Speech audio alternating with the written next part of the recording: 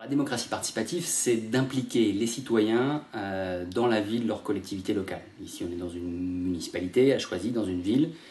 Et l'idée, c'est d'arrêter de dire « votez pour nous, on s'occupe de tout pendant 6 ans, et puis dans 6 ans, vous reviendrez voter pour nous ». C'est essayer de les impliquer dans les choix quotidiens de leur vie, avec l'idée derrière, à la fois de faire plus de vivre ensemble, que les gens se sentent plus concernés par la vie de leur ville, et d'amener à la discussion collective, à la discussion politique dans le bon sens du terme, ceux qui sont le plus éloignés. Quand on regarde les taux d'abstention qu'on peut avoir à toutes les élections, on ne peut plus se contenter de ça, il faut arrêter avec ça. Et un des moyens de ramener les gens aux urnes, c'est d'abord de travailler avec eux sur leur vie du quotidien, sur les problèmes qui les concernent dans la ville. Pour moi, c'est ça la démocratie participative. C'est être le plus associé possible entre l'équipe municipale, les services municipaux et les habitants de Choisy. Il y a une vraie volonté municipale depuis plusieurs mandats. On n'est pas parti de rien, il existait un certain nombre de choses. On peut penser au groupe de suivi dans le cadre du renouvellement urbain par exemple. La présence des élus dans les conseils d'école, c'est aussi une forme de démocratie participative. Je dirais que pour ce mandat, on a franchi une étape supplémentaire. C'est-à-dire que, et c'est pas anodin, on a mis en place une délégation à la démocratie participative, qui n'existait pas précédemment. Ça veut dire qu'on veut aller beaucoup plus loin.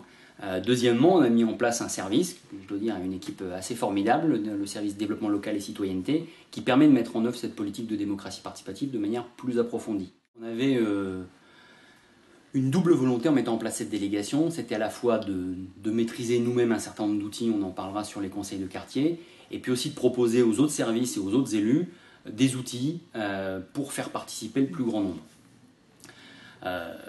Et que ce soit les services qui prennent ces outils en charge. On n'a pas vocation, service DLC et délégation démocratie participative, à diriger tout, à maîtriser tout, à être le bon petit livre ou l'alpha et l'oméga de la démocratie participative.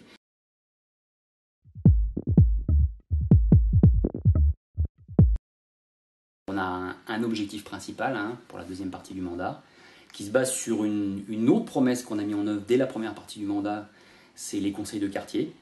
Alors là, c'est comme pour le Conseil citoyen des enfants. On a voulu travailler sur le fond, pas se contenter de faire de la décoration. Je ne veux pas me mettre des élus de d'autres villes à dos, mais il y a sur les conseils de quartier de très belles expériences en France, et puis il y a des expériences, on peut le dire très tranquillement, qui sont des expériences de décoration. On fait semblant d'eux, et puis on fait de la com, et on n'écoute pas forcément les citoyens. Donc on est passé par une expérience intéressante, qui était de mettre en place un conseil de quartier pilote. On l'a d'ailleurs annoncé tout de suite aux habitants quand on était membres, qui était, voilà, on essaye ça sur un quartier de Choisy, c'est les Gondoles Nord, ça fonctionne depuis 2 ans, de manière plutôt intéressante. L'expérience a convaincu l'équipe municipale, et donc l'objectif, c'est qu'au printemps prochain, la ville soit entièrement couverte de conseils de quartier. L'idée, c'est, on va dire, une participation tripartite. Chaque conseil de quartier sera, comme c'est le cas aujourd'hui sur les gondoles, composé d'habitants sur inscription, avec des modalités relativement souples. J'y tiens parce que pour moi c'est très important, tous les habitants à partir de 16 ans, quelle que soit leur nationalité, qu'ils aient ou non le droit de vote. Alors, si on n'a pas réussi encore en France à donner le droit de vote à un certain nombre de populations, là au moins nous on décide de les impliquer dans la vie municipale. Les services, en particulier le service DLC qui suivra ces conseils de quartier, mais aussi la direction générale qui fera qu'on essaiera d'apporter de manière positive ou négative, parce qu'on ne dit pas toujours oui, et réponse aux habitants.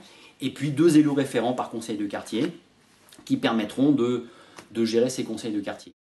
Les objectifs, ils sont de 3 ordres. Il y a bien évidemment, il ne faut pas raconter l'histoire aux Choisiens, une volonté de faire partager plus notre travail municipal, de donner plus d'informations aux habitants par le biais de ces conseils de quartier. Un objectif d'information descendante évident. Ensuite, il y a un travail sur le quotidien, sur les problèmes du quotidien, que ce soit des problèmes de voirie, des problèmes de stationnement, des problèmes d'entretien de la ville, etc. Moi, je ne crois pas qu'on puisse dire aux habitants on va travailler ensemble sur des projets de grande envergure si on ne règle pas les questions du quotidien. Voilà. Faut pas dire les choses à l'envers. Si on veut amener les gens sur des choses plus importantes, des projets en commun, etc., il faut traiter le quotidien. Et puis le troisième aspect, c'est travailler sur des projets de quartier. Alors on l'a fait sur les gondoles Nord, j'ai un très bon exemple en tête. On a, avec les habitants, pendant un an, débattu de la rénovation du square Brossolette, qui est en travaux en ce moment. On a essayé de prendre en compte les demandes de tous les occupants de ce square, et je crois que l'expérience, le retour en est plutôt assez positif. Ça peut être aussi un projet de vivre ensemble, une fête de quartier, ça peut être, comme on l'a fait sur les gondoles, un questionnaire pour s'adresser à l'ensemble des habitants du quartier. On a fait un questionnaire par exemple sur les jours du marché des gondoles qui, au regard de ce qu'est la nouvelle population de ce quartier, correspond plus forcément à ce qui est en train de devenir ce quartier. Ça, c'est un aspect important, c'est-à-dire que l'idée, c'est pas vous êtes inscrit dans un conseil de quartier et vous devenez un super habitant. Il n'y a pas deux catégories d'habitants, ceux qui sont dans les conseils de quartier et les autres. Ceux qui sont dans le conseil de quartier ont envie de s'impliquer un peu plus. Mais en contrepartie, il faudra qu'on trouve ensemble les modalités pour qu'ils s'adressent à l'ensemble de la population du quartier. Il n'y a pas une catégorie de gens plus informés que les autres, et puis les autres qu'on laisse de côté. Alors, il faudra vraiment qu'il y ait des échanges à l'intérieur du quartier.